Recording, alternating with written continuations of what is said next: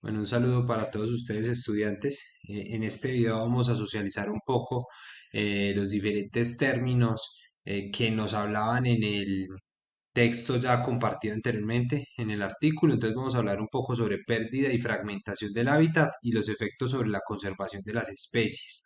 Entonces vamos a partir primero dando claridad de que los ecosistemas naturales tienen una estabilidad, un equilibrio ecosistémico, ¿cierto? Determinado por muchos factores, cantidad o digamos diversidad de fauna y flora o la extensidad que tenga en este caso mm, este ecosistema como tal, el área. Entonces, pues entre esos factores y otros que ya vamos a ver, pues son los que colaboran para un equilibrio ecosistémico.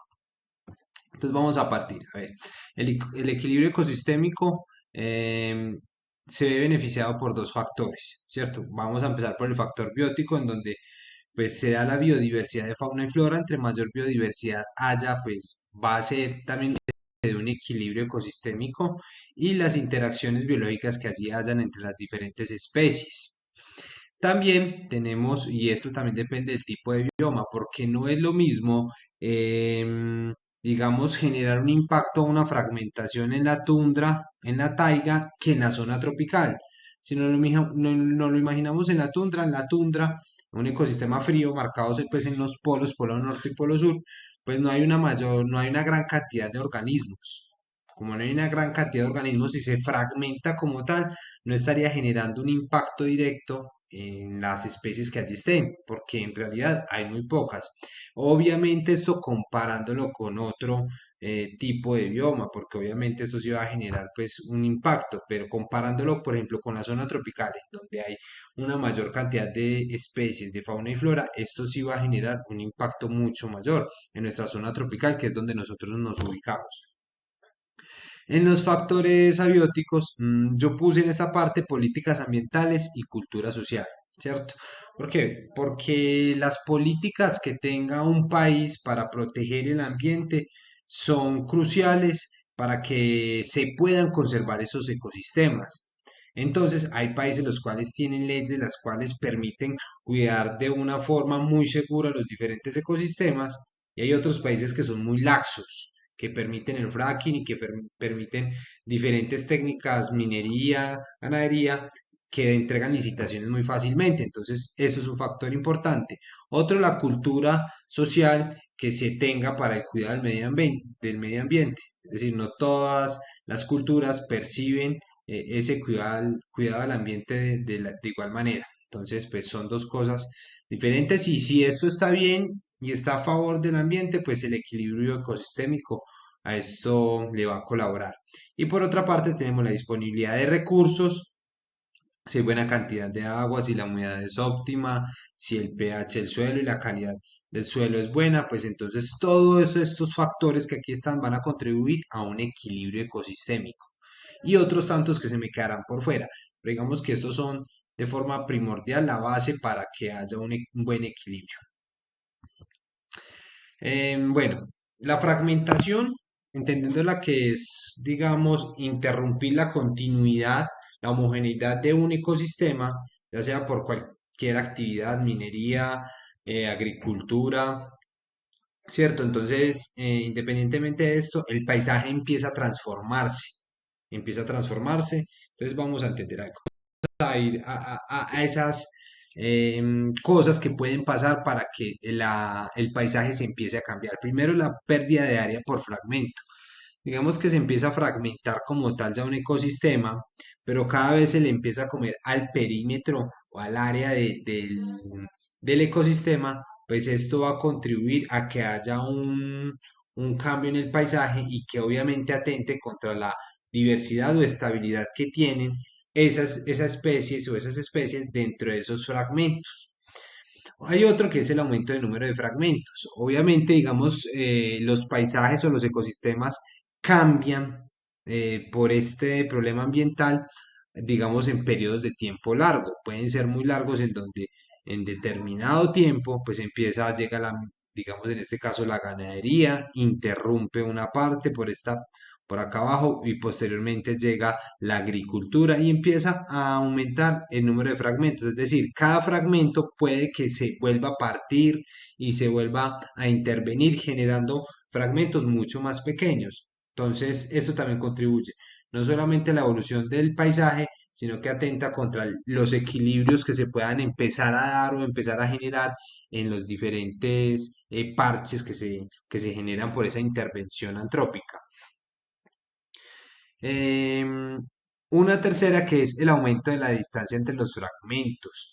La distancia entre los fragmentos es fundamental y vital para que muchos de los organismos puedan pasar de un fragmento a otro, entendiendo, por ejemplo, que acá estaba totalmente homogéneo, se empezó como tal a fragmentar y se generan unas distancias entre cada uno de los fragmentos. Entre más cercano esté un fragmento de otro, pues va a permitir que las especies puedan pasar y comunicarse entre ellas y, digamos, en ese caso, transportar material como semillas, polen, ¿cierto? Y a medida que esa distancia sea mucho más larga, pues esto va a atentar contra esos buenos interacciones y relaciones que hay entre diferentes especies. Y entre más lejanas estén, pues esto atenta totalmente contra los equilibrios que se puedan generar. Y la otra es la relación de perímetro-superficie, que obviamente la pérdida como tal y que no permita que se dé un progreso en la colonización de nuevas especies, pues atenta directamente no solamente contra el paisaje, sino contra la estabilidad del ecosistema. Bueno, efectos sobre la densidad de las especies. La densidad de las especies entendiendo como la cantidad de individuos que pueda tener una especie en un área determinada es importante para que se pueda mantener muchas relaciones ya en esos fragmentos o parches que se den después de una intervención. Entonces hay varias, yo puse tres en este caso sobre efectos sobre la densidad. Primero, las especies más densas son las que se retienen. Entonces miremos, aquí tengo en esta parte de la izquierda un ecosistema que no ha sido intervenido, se va a intervenir y se quedan, ya están delineados estos dos parches, estos dos fragmentos son los que van a quedar después. Es decir, va a haber una tala de árboles, va a haber pérdida como tal de todo este ecosistema que circunda a estos dos parches que van a ser los fragmentos. Como podemos ver, si no estoy mal, acá en esta parte hay 15 A, que sería, digamos, una especie, 15 individuos de la especie A, hay unos cuantos de la B y minoritariamente tenemos C, que sería otra especie diferente. Entonces, fijémonos que la que está en mayor cantidad, es decir, la especie más densa es la especie A. Por tal motivo, va a tener mayor probabilidad de permanecer o de estar posteriormente la fragmentación o la deforestación de este ecosistema. Entonces, como ya está ubicado en ese fragmento, vamos a tenerlo en estos puntos. Y fijémonos que en los dos parches se encuentra en este caso la especie A, que es la especie más densa.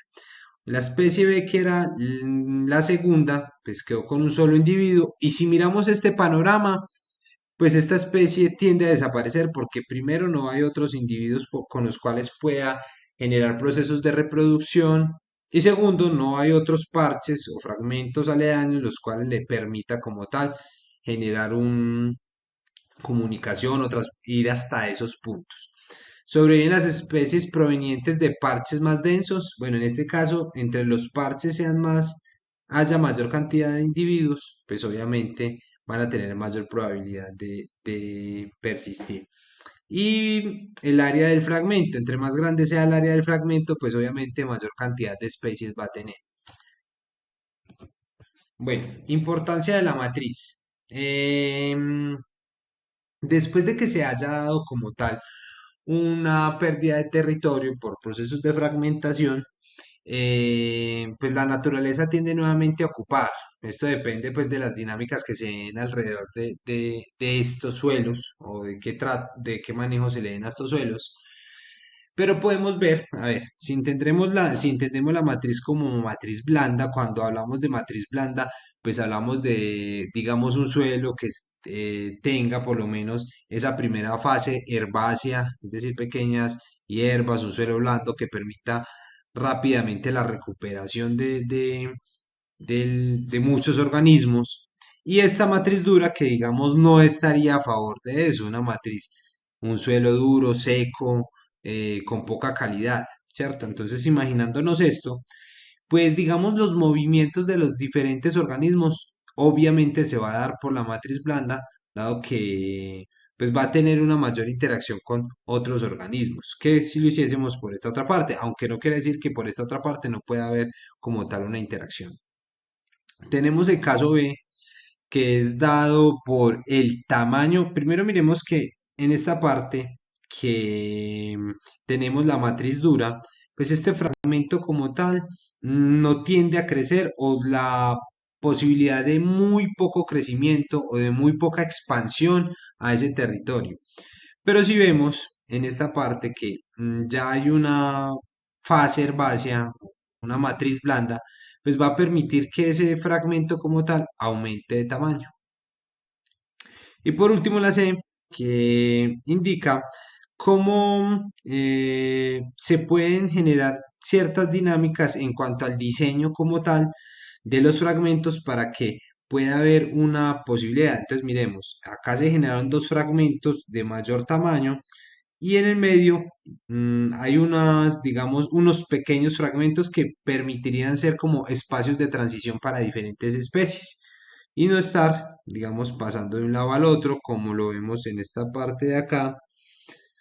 Mm, y en esa última, perdón, en esta última, que sería ya una matriz blanda, ¿cierto? Entonces, pues es la posibilidad de entender cómo, dependiendo del diseño de esta, favorece o eh, va en contra, pues, de lo que es buscar un equilibrio por los diferentes ecosistemas. Este que sería un corredor como tal, que ahorita más adelante tendrá la posibilidad de investigar un poco en ese término, un corredor biológico.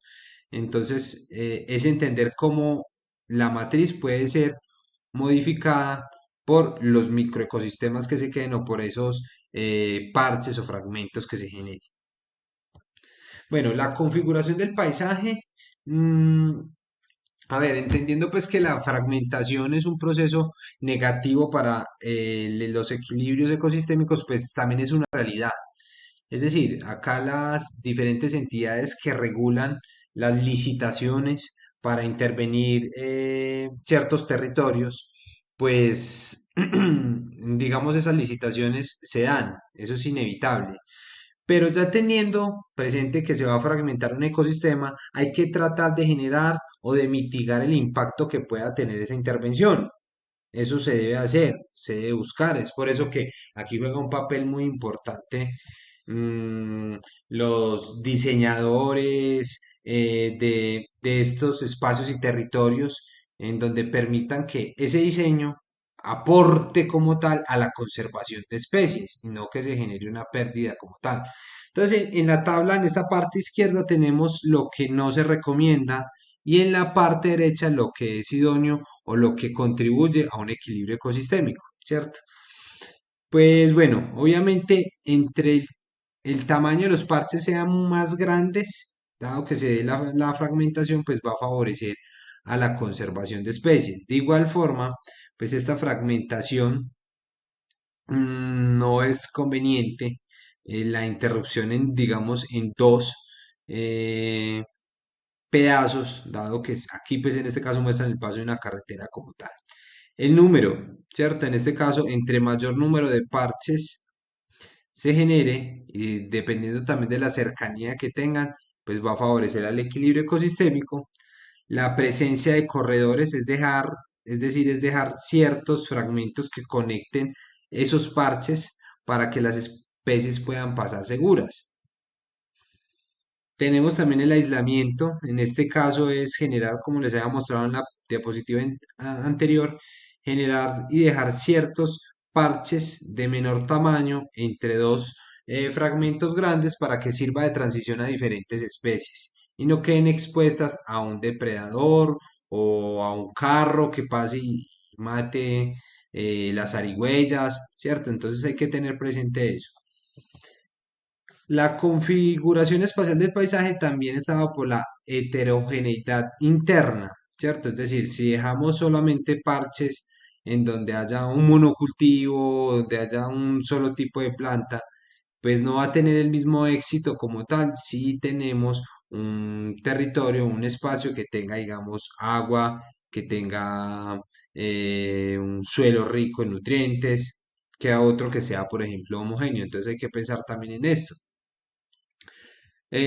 Forma y efectos de borde. Bueno, entendiendo que los bordes son como los límites que se dan en dos ecosistemas y que estos bordes, pues, digamos, la calidad que puede haber dentro de un ecosistema de estos depende del borde.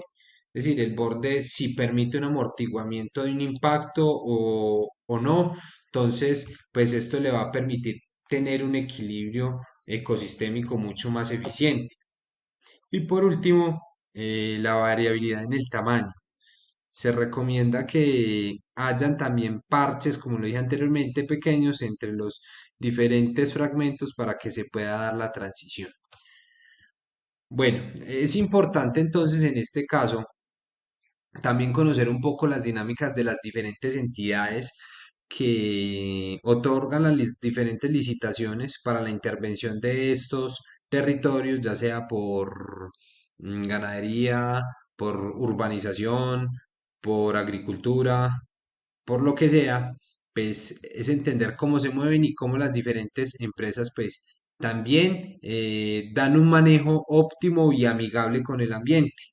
Pues en nuestro territorio, hablando pues a nivel nacional, está la ANLA, que es la Autoridad Nacional de Licencias Ambientales, los cuales eh, regulan todas las dinámicas relacionadas con las licitaciones de diferentes espacios. Entonces ellos juegan un papel muy importante. Ellos son los que en este momento dan las licitaciones para minería, para fracking, para diferentes fenómenos y problemas ambientales que son generados por el hombre. Y más pues en este momento en donde se están dando licitación de ciertos territorios, sabemos lo del Parque Tayrona, que está la posibilidad, la ANLA ya permitió que allí se hiciera un mega hotel, entonces todavía está en disputa y uno se pregunta por qué permiten eso. Y bueno, en nuestro territorio la Carter, acá hablando en términos regionales, es la encargada como tal, la corporación autónoma, de regular este tipo de procesos y otros tantos relacionados con la biodiversidad de nuestra región. Entonces es tenerlo presente y bueno, más adelante hablaremos un poco de la función que ellos tienen. Entonces, les queda la siguiente actividad, chicos, es responder las siguientes preguntas. Entonces, también se las voy a compartir por el WhatsApp. Espero que les haya servido, pelados. Se cuidan.